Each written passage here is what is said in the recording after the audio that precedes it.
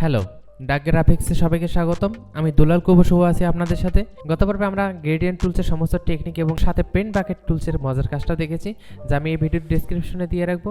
যদি দেখার মিস হয়ে থাকে তাহলে লিঙ্কে ক্লিক করে দেখে নিতে পারেন, কারণ আগের টুলসের কাজ জানা থাকলে পরবর্তী কাজগুলো করতে সুবিধা হবে। আজকে আমরা ব্লাড টুলস এবং এর সাব টুলস দিয়ে মজার কিছু কাজ দেখব। আশা করি সবার ভালো লাগবে, আর চ্যানেলটি সাবস্ক্রাইব করে লাইক দিয়ে পাশে থাকবেন। ভিডিওটি শেষ পর্যন্ত দেখবেন। যদি আপনাদের কোনো কিছু শেখার বা জানার থাকে অবশ্যই কমেন্টে জানাতে ভুলবেন না।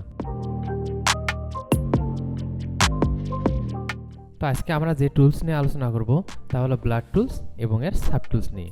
প্রথমে আসি ব্লাড টুলস। ব্লাড টুলসটা হচ্ছে ছবিকে ব্লার করে দেয়। ক্লিক করে ড্র্যাগ করার মাধ্যমে আপনি ব্লার করতে পারবেন খুব ইজিলি। ব্লার করার কাজটা প্রয়োজন হয় তখন যখন কোনো একটা অবজেক্টকে হাইলাইট করার প্রয়োজন হয়ে থাকে।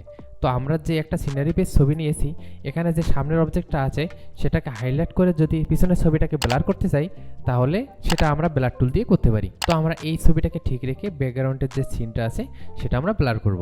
তো ব্লার করার জন্য আমরা প্রথমেই এই ছবিটাকে ডুপ্লিকেট করব। কন্ট্রোল জে প্রেস করলে ছবিটা ডুপ্লিকেট হয়ে যাবে। ডুপ্লিকেট করার কারণ হচ্ছে আমরা আফটার এবং বিফোর দেখব। ব্লাড টুলসে সিলেকশন বড় করার পর যদি আমরা এই ছবির পাশ দিয়ে কাঁচরটা নিয়ে যাই, তাহলে এই ইমেজের উপরে ব্লার হয়ে যেতে পারে। তাই সেক্ষেত্রে সহজ উপায় হচ্ছে সিলেকশন করে নেওয়া। সিলেকশন করে নিয়ে ব্লার করলে এই সমস্যাটা হবে না। তো এখানে আমরা আজকে একটা নতুন বিষয় শিখব, তা হচ্ছে ইনভার্স। এর জন্য আমরা প্রথমে ছবিটাকে সিলেকশন করে নিচ্ছি। তো সিলেকশন করার পর যদি আমরা ব্লার টুল নেওয়ার পর যদি আমি ব্লার করি, দেখব যে ছবিটার উপরে ব্লার হয়ে যাচ্ছে। তো আমাদের দরকার হলো ব্যাকগ্রাউন্ড ব্লার করা। তাহলে আমরা কি করতে পারি? সেক্ষেত্রে আমরা যে কাজটা করব তাহলে ইনভার্স। তো ইনভার্সের শর্টকাট হলো কন্ট্রোল শিফট আই, অথবা আপনারা মেনুর সিলেকশন অপশন থেকে এখানে ইনভার্স অপশনটা পেয়ে যাবেন এবং পাশে দেখবেন যে শর্টকাটও দেওয়া আছে এর।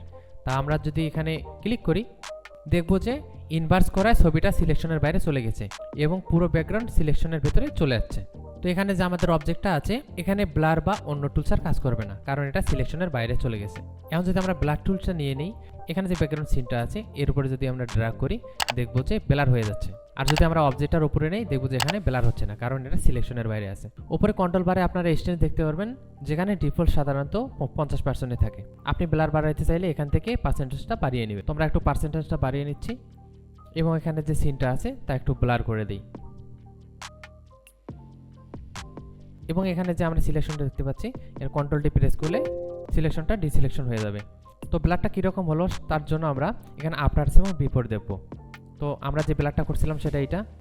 এখন যদি আমরা আনভিজিবল করে দিই, আমরা আগের সিনটা দেখতে পারবো। এবং আমরা যেটার উপর ব্লার করলাম সেটা যদি ভিজিবল করে দিই, দেখবো যে এরকম সুন্দরভাবে ব্লার হয়ে গেছে। তো আমরা আর একটা পিকচার নিয়েছি।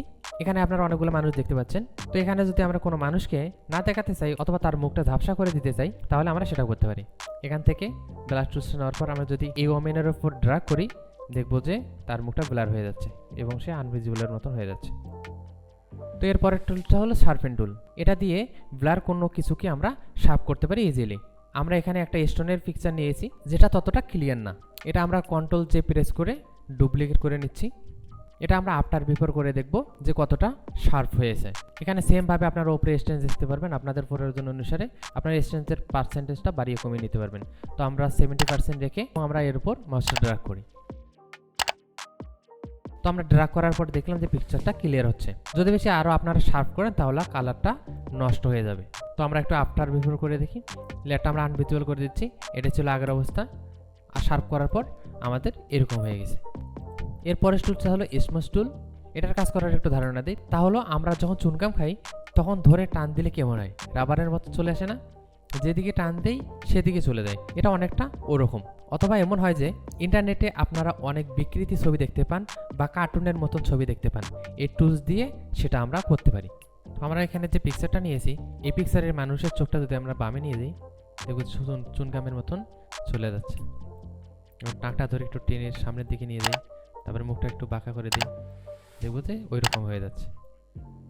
তো এই ছিল আজকের ভিডিও। আশা করি ফটোশপের নবম পর্বটি আপনাদের ভালো লেগেছে। আর কেমন লেগেছে তা কমেন্টে অবশ্যই জানাবেন। আর প্রত্যেক পার্ট আপনারা শেয়ার করবেন ও বাসায় প্র্যাকটিস করবেন। যদি ভালো লাগে তাহলে অবশ্যই চ্যানেলটি সাবস্ক্রাইব করবেন আর লাইক শেয়ার দিয়ে পাশে থাকবেন। দেখা হবে আগামী পর্বে। সে পর্যন্ত সবাই ভালো থাকবেন। ধন্যবাদ সবাইকে।